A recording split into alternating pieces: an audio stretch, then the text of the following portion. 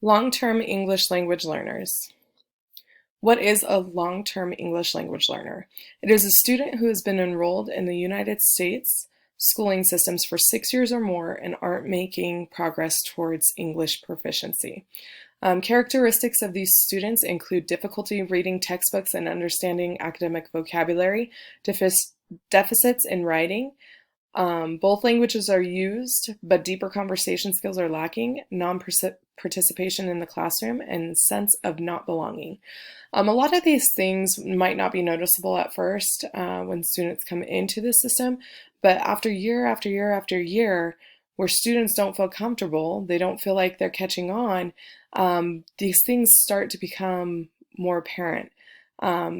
We'll start to see the students not participating, and then the sense of not belonging leads to dropout rates.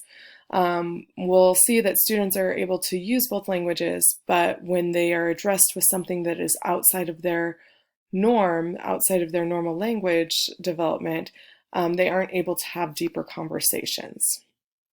Needs of long-term English language learners.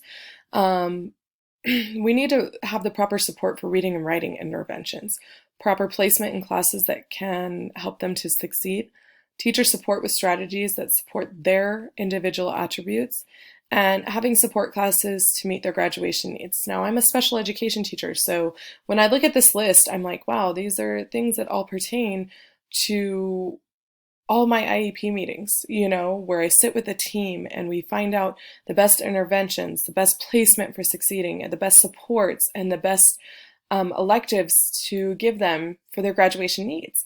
And it just made me realize, like, wow, we do this for special education students, yet what exactly are we doing for our long-term English language learner students?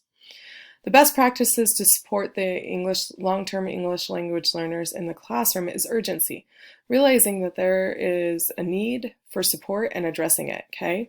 Looking at their distinct needs, realizing that each individual student has their own distinct needs.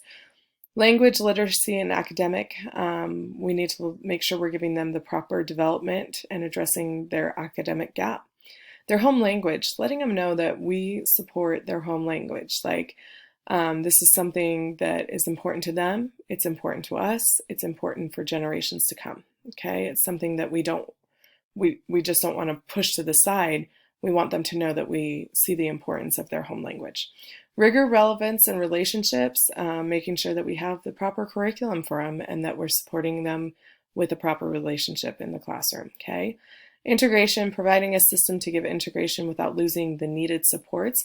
And this one was the most important to me. Active engagement, creating a comfortable environment where these students want to participate. You could sit there all day long and try to teach students, and if they're not comfortable, they're just going to sit there and do nothing.